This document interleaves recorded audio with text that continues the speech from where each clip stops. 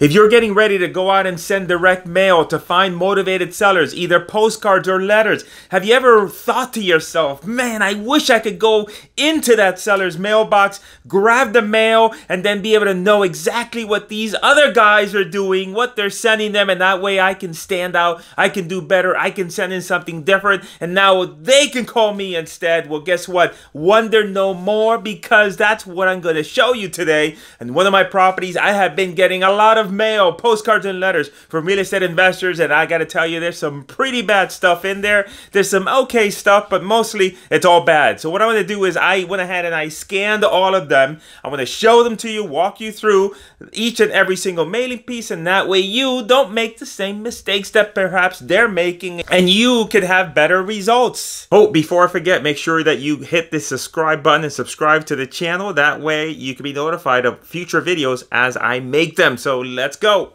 All right, so here we go. I have taken and removed the personal information, phone numbers and stuff like that, so that we cannot identify the guilty people of these horrendous marketing pieces. First of all, this is the official third notice postcard. A very, very, very, did I say very poor job of duplicating mine. It said official and third notice. I would like to urgently speak to Angeline, whatever, regarding the property at. My wife and I are a private investor and would like to buy this house. Sell to us. We will save you on commissions, fees, and other typical expenses. We buy the house as is, doesn't everybody? You know, this card, the yellow, was just a weird color. The message was really just everything that anybody else is out there sending out. I would be shocked if this card has any significant results unless you're mailing out upon thousands of them, and thousands, and I mean like 20, 30, 40,000 of these, and maybe you might get a reasonable response, but this is horrible. I would not use a postcard like this. You know, the main thing that it doesn't do is it doesn't have anything that makes it stand out above from the crowd, other than just being at the post office and getting to the seller at, you know, luckily at a time where he might just call you versus somebody else. So there really isn't anything here. Don't send anything out that looks like this.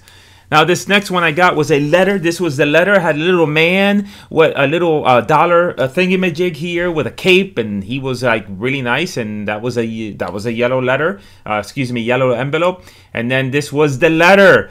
And again, eliminated the stuff. They have the name of the company up at top, the website. And we are writing to see if you are interested in selling your house at. We will be purchasing with cash, with as-is, contingencies, blah, blah, blah. You know, I mean, the same old letter that everybody else is sending. Everything's the same message. I personally would not recommend sending a letter. Send postcards out, because you're going to get the same response or better with a postcard. And the only time I recommend a letter, if you're really going to a very, very targeted list, and maybe you've mailed that with a postcard already, and then now you want to go ahead and mail it again with something else. So you might do a letter, but from a generic, go out there and mail as many people as you can.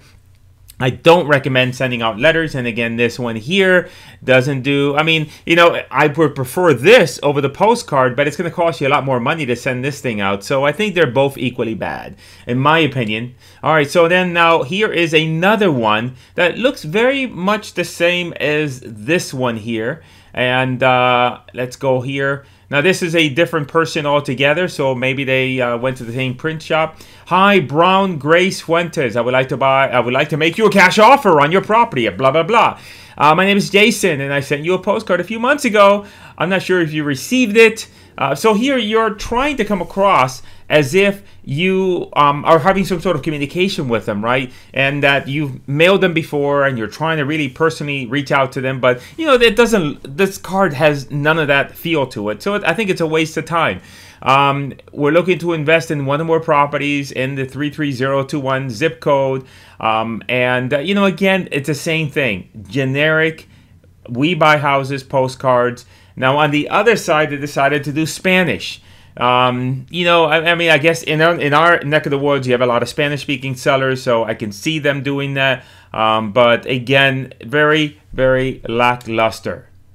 Now, next is this one here, which is a Very, very colorful postcard. Very busy. I mean, I would prefer.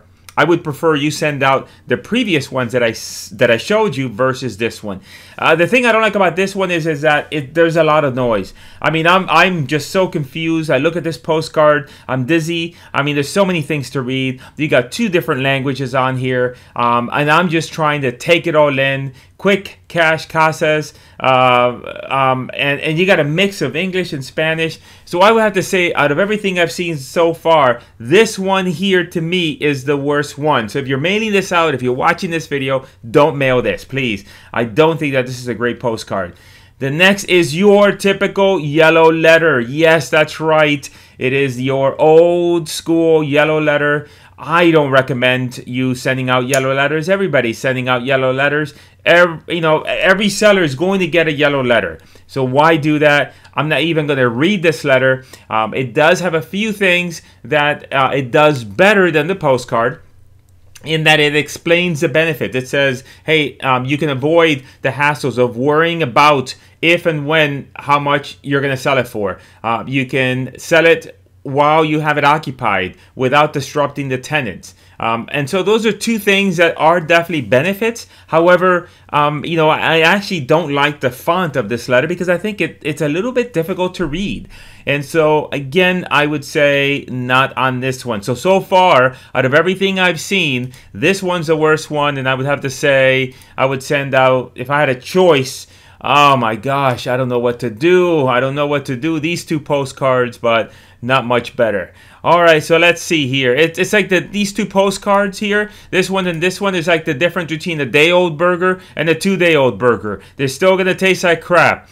Next is your new and improved postcard using the Google Street View. Yes, I've seen a lot of these out there. The only challenge is that, as with any postcard, now you're starting to see a lot of them being sent to homeowners. This is one here that was sent here.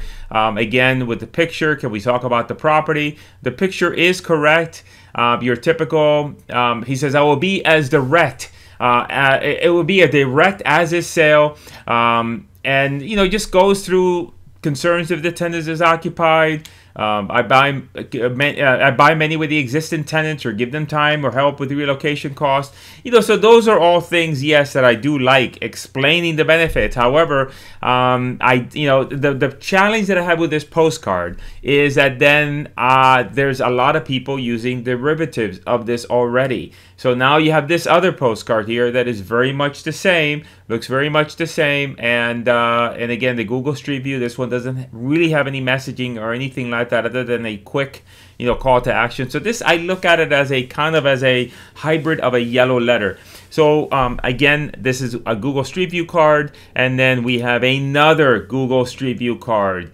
Here, dear Ricardo, my name is Dan, and I'm looking to buy, and it has the image of the property. I think out of everything here so far, if I had to take a pick, if you twisted my arm and you said, Chico, you can't use your postcard, you got to use one of these, my pick of the litter right now is this one. I like this one because it has a picture. The image is nice and big. The message is simple, and it's just a direct call to action. If I had to pick another one, maybe it might be one of these other ones here, the Google Street View. But certainly, I don't think that, the only challenge I think for me is just that, we're receiving 3 of these.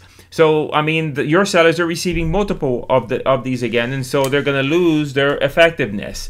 Now, the next one here is this letter here that we got. Now, this letter comes from a company that purchases, that does a lot of mailings. That's kind of very, comes across in a very corporate way. And this one here, I believe they got this from a probate situation. The house that I own is part of a probate. It was part of a probate, or unfortunately somebody had passed away, and so therefore I think that this is the reason why they sent this. It could have been just a general mailing, very official. Even to be taken off the mailing list, they ask you to go to their website to be asked to be taken off their mailing list.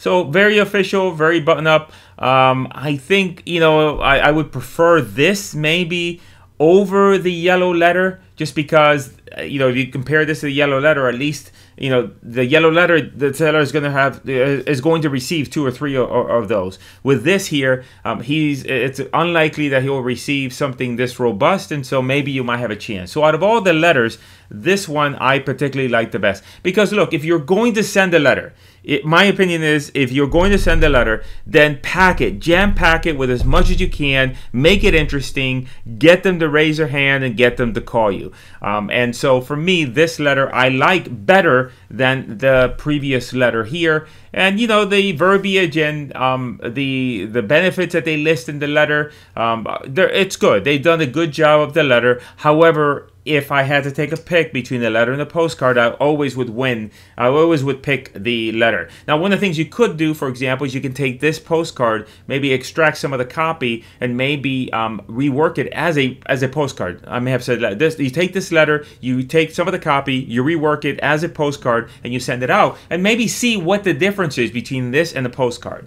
So that's always a good test. You take your letter, you reconfigure it to a postcard, and you see what generates more leads. Next, we have this other letter, which has got to be, look, I think out of all the letters, this one is, to me, the worst one. Why? Because, look, at least you got an official letter here. At least you got a letter with a nice logo, with a nice little, you know, $ with a cape on it. This one here, I don't know what to say other than it says the exact same thing that everybody else says. The only thing that I do like about this letter is that it minimizes the commitment from the person by just saying, simply call our office for a 5-minute conversation. We will make sure you receive our cash offer within a few minutes. Now, this letter had the Spanish version in the other side of the letter, which I thought was interesting. And then you have the website. I don't recommend putting a website on a letter or any sort of direct mail piece, because what will happen is that they will go there, and then now the likelihood is that you're not going to have a great converting website, number one, and you just want to focus on one action in the letter, which now, as I look at this letter, I think, oh, they had the phone number right below the name. I blurred out the phone number. So they had the phone number right below the name. I thought maybe they didn't include the phone number, just include the website. So it doesn't take a rocket scientist to realize that, hey, direct mail right now is tough for motivated sellers. Here's the thing. I've got a strategy called my digital bandit sign technique, and it shows you how to find motivated sellers, not with direct mail, but on Facebook. And it's completely unsaturated right now because most real estate investors either don't know how to do it or do it wrong. What I want to do is I want to show you what my digital bandit sign looks like, and I want to show you a training that I have. I'm going to share with you this training. You're going to watch it, and you're going to, light bulbs are going to go off in your head. All kinds of fireworks, because you're going to see, oh my God, Chico, this is the best thing since sliced bread. And most importantly, I think it could help you get your first deal, and or if you are struggling for any reason, if you're having a hard time with direct mail, you've done these deals before, but you just need that edge, this might be the thing you're looking for. So go ahead and on the comments, go ahead and click on the link. It'll take you to that page, and you can go ahead and register for the training. And most importantly, remember to subscribe. Please subscribe, and that way you'll get notified when I send you another video. I'll talk to you soon.